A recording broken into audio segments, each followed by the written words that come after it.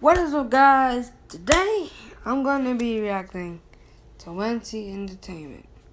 Go check his channel out. I love the videos he make. And guys, does he record? Does this actually happen to him, or is he other people send him stories and he react to them? Let me know down in the comment section below. Please make sure to like, comment, subscribe, and let's do this. This happened a week before my 19th birthday. I had invited 3 of my closest friends over to my place since my parents were out of town for a few days and my sister had recently moved to the dorm. Well, anyway, 15 minutes later, my friends Keith, Jay, and Marcus showed up at my door with a handful of beer for the perfect boys' night. We watched movies, chugged on some drinks, and even had an epic pillow fight until 10:45 p.m. That's when Keith suggested that we play an extreme truth or dare game to make this night a blast. The boys mostly preferred truth, which was hilarious as they were compelled to answer embarrassing questions. But when it was my turn, I chose to do a dare. They all discussed among themselves for a solid minute until Jay finally dared me to dress up as a girl and walk outside. At first, I hesitated, but accepted it regardless. I found a blonde wig in the storage box, which was from last year's Halloween, and wore one of my sister's fancy dresses that she saved for special occasions.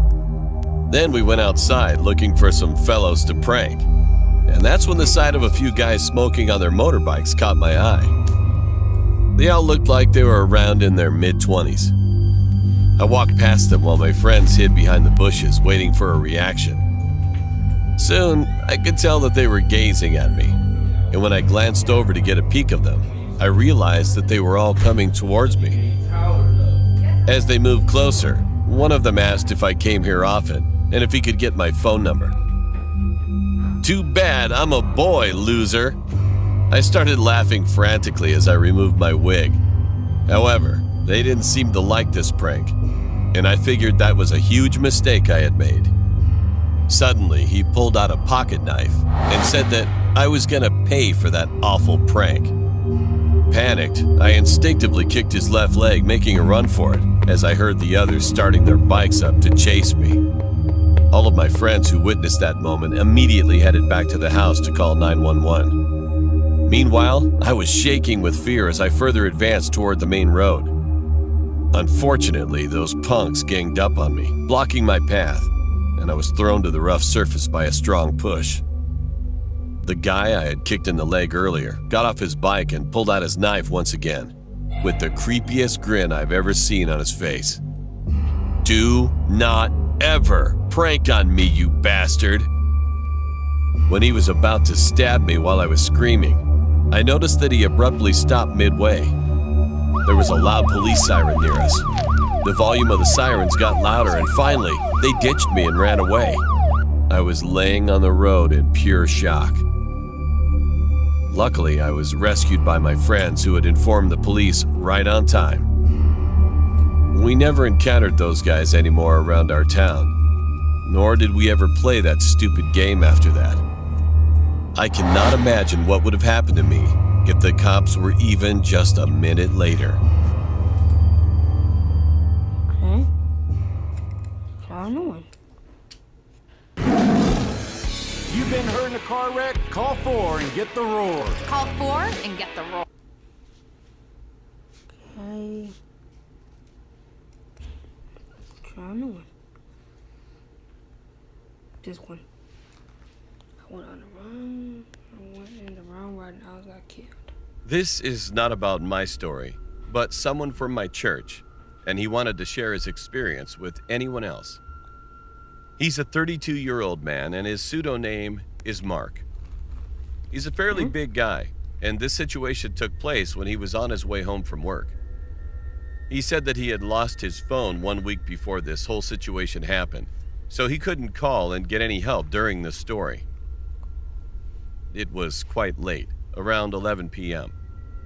He had finished work and was walking to a taxi stop location, and when he got there, a few people were standing around waiting as well. After about 2 minutes, he noticed that there was a minivan approaching. Usually, minivans are cheaper than taxis, and he felt tired that day, so he decided to take the minivan. He sat on a seat, and there was a young boy seated in the passenger side next to the driver who was collecting the fare. And then, two other boys who looked like teenagers also boarded the minivan and sat in the seats in front of him. Once the minivan took off, after about 5 minutes, the boy asked if they would like to drink some Coke. The boys accepted and started drinking. And they also gave it to Mark. Mark was also feeling thirsty, so he took it, but only a sip. Not much later, he started feeling drowsy. Just before he about laid his head on the seat beside him, he noticed that those two boys were already knocked out. After he laid his head down, he heard noises coming from the back seats. Two people were talking in a different language. The car was passing a big signboard that showed Crest Chicken Farm. And then he finally passed out. When he got up, he found himself inside a big shed-like barn, and there were some tools on a big table. He was on the floor, and the other two teenage boys were laying next to him. He still felt a bit drowsy, but he managed to get himself up as he was looking for an escape.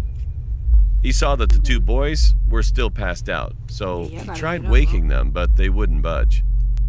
As Mark was kind of a big man, he tried to see if he could carry one of them, but it was hard to do because even Mark was having a hard time to stand properly. And then he heard voices. He took a peek from the door, and 3 people were walking toward the big shed, coming from a house on the hill, which was quite close to the shed. Knock him out. Boom. Mark panicked and tried to look for another exit. He was looking around the place, and he found one at the end of the shed, luckily. He approached quietly and escaped as fast as he could. At this point, his vision was all blurry, but he managed to find a fence door and unlocked it. He heard the people shouting, but he ignored. He just kept on running.